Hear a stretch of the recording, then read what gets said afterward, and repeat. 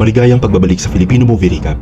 Ikukwento ko sa inyo ang isang sports action movie na pinamagatang The Champion. Now sit back and enjoy the movie. Ang kwento ay umiikot sa buhay ng isang dating Korean arm wrestler na may pangalang Mark. Kasalukuyan siyang nagtatrabaho bilang bouncer sa isang club sa Amerika. Isang gabi, nilapitan siya ng dating kasamahan na si Kim at pinilit siyang lumaban sa isang arm wrestling match. Hindi si Mark interesado ngunit hindi sumuko si Kim at napapayag din siya sa huli. Pumunta sila sa kabilang panig ng club kung saan ang mga tao ay masayang tumataya sa laban. Ang lalaking makakalaban ni Mark ay hindi pa natatalo sa buong gabi dahilan para maging dehado siya sa laban. Walang gustong pumusta sa kagaya niya at naging bentahe ito ni Kim. Nagsimula ang laban at pinatunayan ni Mark kung bakit siya tinawag na professional arm wrestler. Sobrang nahirapan ang kalaban ngunit hindi niya malang nagalaw ang kamay ni Mark ng kahit na isang pulgada. Kahit na hindi ito sineryoso, nanalo pa rin si Mark sa laban at napanalunan ni Kim ang balde na puno ng pera. Nagkaroon ng pagtatalo nang hindi tinanggap ng lalaki ang kanyang pagkatalo. Sinuntok niya si Kim at naging sanhi ito ng away sa pagitan ni Mark at maraming mga customer. Dahil sa kaguluhan, natanggal si Mark sa trabaho. Pagkatapos ng isang linggo, nakakuha siya ng panibagong trabaho bilang security guard sa isang grocery store. Nagkaroon siya ng desenteng pamumuhay at nakontento na sa buhay maliban sa lagi niyang namimiss na makauwi sa Korea. Merong isang arm wrestling tournament na gaganapin sa Seoul at ang mananalo ay pwedeng lumaban sa international level. Tinitigan ni Mark ang kanyang mga lumang medalya bago nagpa siyang gawin ang panibagong hamon sa kanyang buhay. Nang makarating siya sa Seoul, sinundo siya sa airport ni Kim. Pumunta sila sa isang restaurant at nag-usap tungkol sa kanilang gagawing plano. Gusto ni Kim na maging manager ni Mark at siya na rin ang bahala sa pakikipag-usap sa mga promoter. Hiniling niyang maging maganda ang kakalabasan ng mga laban, ngunit plano niyang pumasok sa negosyo ng patayaan upang kumita pa ng mas maraming pera. Para dito, kailangan niyang samantalahin ang husay ni Mark. Bago magsimula ang unang kompetisyon, namasyal muna ang dalawa sa Seoul. Sa isa nilang destinasyon, napagkamalan si Mark na isang tourist attraction at nagpa-picture sa kanya ang mga namamasyal na babae. Nang dumating ang gabi, pumunta sila sa isang club ngunit tumayo lang si Mark sa isang kanto ng buong oras na para bang nagtatrabaho siya bilang isang bouncer. Nang papunta na sila sa hotel, tinanong siya ni Kim kung sakaling gusto niya pang malaman kung nasaan ang kanyang tunay na ina. Sa katunayan, si Mark ay pinamigay at pinaampon sa iba nung bata pa lang siya. Sinabi niya dito na hindi siya interesado na makipagkita kahit kanino pagkat ang lahat ng ito ay tapos na. Binaba siya ni Kim sa lugar na kanyang tutuluyan na kinalabasan ay isa palang love hotel. Naranasan ni Mark ang vibrating waterbed sa unang pagkakataon, ngunit ang bagay na nakaagaw sa kanyang atensyon ay ang isang regalo. Ito ay galing kay Kim at meron itong cellphone sa loob. Nang sinuri ito, nakita niya ang address ng kanyang tunay na ina. Sa isang banda, lumapit si Kim sa isang milyonaryong loan shark na may pangalang Yu at humiling na isponsoran si Mark. Binitin siya ng patiwarik dahil sa pakikipag-usap niya kay Yu nang walang pahintulot. Ngunit pagkatapos na mapanood ang video ni Mark, ang gangster ay pumayag ng mag-sponsor sa bida. Ang kondisyon ay kailangang manalo at matalo ni Mark ayon sa kanyang utos. Sa sumunod na araw, sinundan ni Mark ang mapa sa cellphone at nagawang makapunta sa address ng kanyang ina. Bago siya kumatok sa pintuan, nilapitan siya ng dalawang bata. Dahil sa laki ng kanyang katawan, inisip ng mga ito na isa siyang halimaw kaya umalis na lang siya para hindi sila matakot. Sinabi ng mga bata sa kanilang ina na si Sumi ang tungkol sa bruskong lalaki na nakatayo sa labas ng kanilang bahay. Sinilip nila si Mark sa may bintana at pinanood siyang naglakad palayo. Si Sumi ay nagmamay-ari ng isang ukay-ukay na medyo nalulugi na. Marami siyang utang sa gangster na si Yu at lagi siyang ginugulo kapag may pagkakataon. Samantala, dinala ni Kim si Mark para ipakilala sa mga sponsor at para ipakita ang kanyang kakayahan. Pinakilala din sa atin ang isa pang mayamang sponsor na si Cheng. Kapartner niya si Yu at siya ang tumataya ng malaking pera sa mga laban. Pinatunayan ni Mark ang kanyang galing sa pamamagitan ng pagtalo sa malaking lalaki mula sa Navy. Dahil sa kanyang pagkapanalo, siya at si Kim ay binigyan ng magarang kwarto sa isang 5-star hotel. Si Kim ay nakatanggap ng text mula kay Yu na sinasabing kailangang manalo ni Mark sa unang match ngunit kailangan niyang matalo sa pangalawang laban. Lumabas sila para maghapunan at binahagi ni Kim ang paksa tungkol sa pagpapatalo niya sa pangalawang laban. Siya ay nasorpresa nang agad na pumayag si Mark at hindi malang nagreklamo. Sa sumunod na araw, si Sumi ay makikitang naghahanda para sa eskwela ng mga bata. Ang panganay na si Juyong ay nag-aalala na baka muling bumalik ang malaking lalaki sa bahay. Ngunit nagsuspecha si Sumi na si Mark ay dati niyang kakilala. Nang pumasok na ang mga bata, nilabas niya ang mga lumang litrato at nahanap ang isa na naroon ang maliit na si Mark kasama ang kanyang ina. Sa labas, muling nakita si Mark ng mga bata. Ang bunso na si Junhee ay excited siyang makita, ngunit nagbanta si Juyong na tatawag siya ng pulis kung sakaling makikita muli si Mark. Sa sumunod na eksena, pinakilala tayo sa arm wrestling champion ng Korea na si Combo. Inimbitahan siya ni Yu sa kanyang club para suriin ang kakayahan ni Mark. Ayaw niyang pumusta ng pera hanggang sa mapatunayan niyang magaling talaga si Mark. Si Mark ay lalaban sa isang 7-footer na higante sa unang match. Medyo nahirapan siyang ipanalo ang laban, ngunit na-impress sa kanya ang champion ng Korea. Si Sumi ay nandoon din sa audience para panoorin si Mark. Habang nakabreak, sinubukan siyang hawak-hawakan ni Yu at dineklarang pagmamayari ang babae dahil sa dami ng kanyang utang. Nakita ni Mark ang pangyayari at hindi siya masaya tungkol dito. Nang magsimula ang pangalawang laban, sinadya niyang manalo para galitin si Yu. Nang sinubukang igiit ni Yu na pagmamayari niya si Mark, tinulak lang siya ng malakas bago ito naglakad palayo. Hindi makapaniwala si Kim sa kanyang nakita at sinubukang pakiusapan ng kanyang boss at pati na rin si Mark. Kanyang na-realize na si Sumi ang rason kung bakit siya trinidor ni Mark.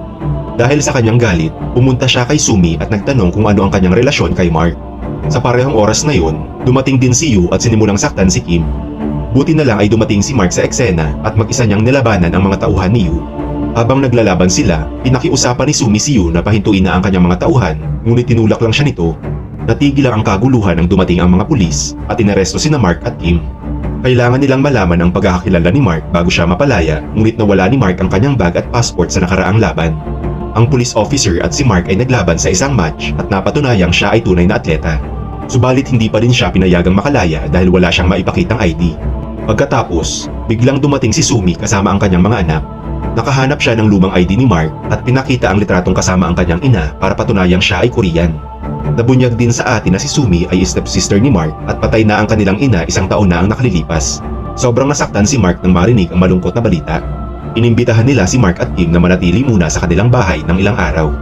Gusto si Mark ng mga bata dahil sa kanyang kakaibang personalidad. Si Junhee ay laging kinukulit si Mark habang si Juyong naman ay madalas na siyang kausapin. Sa labas ng kanilang bahay, isang grupo ng kabataan ang naninigarilyo sa hagdan at tumangging huminto kahit pinakausapan na sila ni Sumi. Ngunit nang makitang paparating na si Mark, humingi sila ng tawad at agad na tumakbo palayo. Sa araw ding yon, nag-impake na si Mark ng kanyang mga gamit dahil ayaw niya nang maging pabigat. Nang siya ay paalis na, pumunta ang mga tauhan ni Yu para mangolekta ng utang kay Sumi. Itinaboy niya palayo ang mga gangster at na-realize na kailangan niyang manatili sa pamilya para protektahan sila kay Yu. Sobrang masaya sila na makasama ang bawat isa.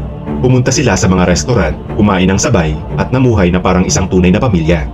Hanggang sa ngayon, mahirap para kay Sumi na mamahalan ng isang negosyo at mag-alaga ng 2 anak. Ang kanyang bahay ay puno ng magugulong damit mula sa kanyang negosyo. Isang araw, umuwi siya sa bahay at nasorpresa nang makita itong maayos. Si Mark na din ang nag-aalaga sa mga bata upang makafocus siya sa kanyang trabaho. Samantala, si Kim ay namumroblema dahil kinakapos na siya sa pera. Sa sandaling makita si Mark na kasama ang mga bata, nakaisip siya ng ideya at tumawag sa kanyang kaibigan sa isang broadcasting company. Gusto niyang idokumento ang buhay ni Mark upang makuha ang simpatsya ng mga tao at para kumita din ng pera. Nag-alinlangan si Mark ngunit pumayag din siyang gawin ito. Sa sumunod na eksena, si Mark at ang kanyang pamilya ay lumabas para mamasyal. Nakita nila ang Korean champion na si Combo na lumalaban para sa isang charity event. Hinamon siya ni Mark at naipanalo ang laban. Hindi makapaniwala ang lahat nang matalo ang champion ng hindi kilalang si Mark. Pagkalipas ng ilang linggo, ang kwento tungkol sa malupit niyang nakaraan at hamong pinagdaanan sa wrestling ay ginawa ng dokumentaryo at pinakita sa TV. Naging matagumpay ang kanyang show at kumita sila ng sapat na pera at pasumanga pa ang mga bata sa kanilang tito. Nang sila'y papunta na sa eskwela, narinig nila ang isang babae na nagsasalita ng masama tungkol kay Mark. Sa sobrang galit, dineklara ni Junhee na dating champion ang kanyang tito at pinapangako si Mark na ipapanalo ang national championship para sa kanya. Sa sumunod na eksena, tayo ay pinakilala sa ama ni Kim na isa ng matanda ngunit sobrang masipag pa din kung magtrabaho. Ang dahilan kung bakit gustong kumita ni Kim ng malaking pera ay upang bigyan ng magandang buhay ang kanyang ama at tumigil na ito sa pagtatrabaho. Nang makabalik sila sa bahay, tinawag ni Juyong si Mark at pinakita ang mga email na ginawa ng kanyang ina para sa kanya. Kanyang nalaman na sobrang nagsisisi ang kanyang ina sa ginawang pagpapaampon sa kanya. Nagsulat siya ng maraming email sa iba't ibang address, umaasang si Mark ang makakatanggap nito. Sa kanyang email, nilarawan niya kung gaano kahirap ang buhay noong kasama pa si Mark. Hindi niya na kayang buhayin si Mark at gusto niyang bigyan ito ng magandang buhay. Kahit na siya'y naghihingalo na sa ospital, ang kanyang tanging hiling ay makita muli si Mark upang humingi ng tawad. Nadiskubre din ni Mark na si Sumi ay hindi niya talaga kapatid.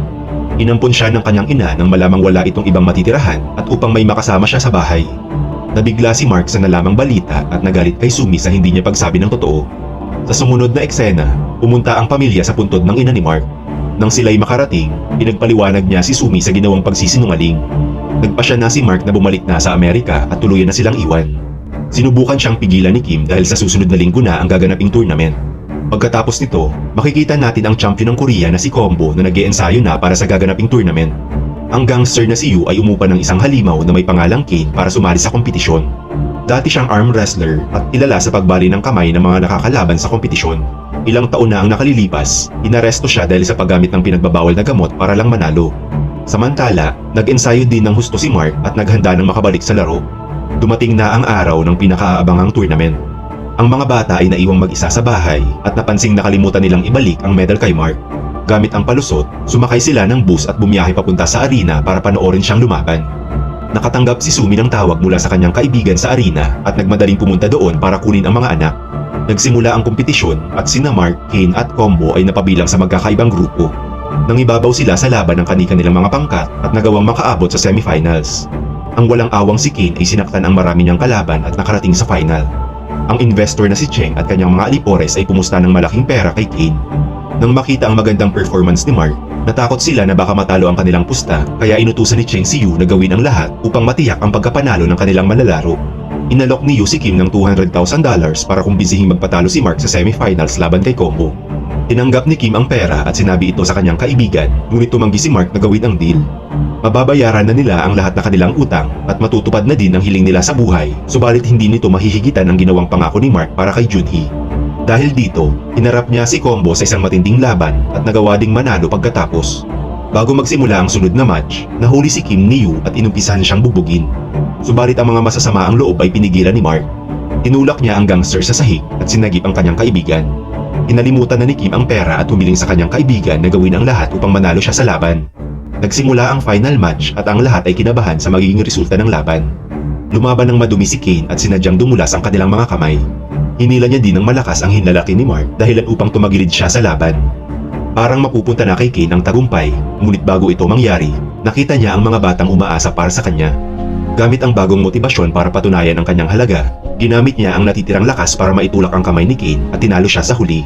Sa huling eksena, sinabi ni Mark na mahal niya ang kanyang ina at pinahayag na napatawad na ito sa nagawang kasalanan. Hindi niya napigilang umiyak habang iniisip ang mga pinagdaan ng hirap ng kanyang ina. Ang lahat ay nagdiwang sa kanyang pagkapanalo at nagpa siya si Mark na doon na manirahan sa Korea. Sa katapusan ng pelikula, si Mark ay naghanda para sa gaganaping International Arm Wrestling Championship at nangakong magiging #1 World Champion. Thanks for watching. Subscribe for more videos gaya nito.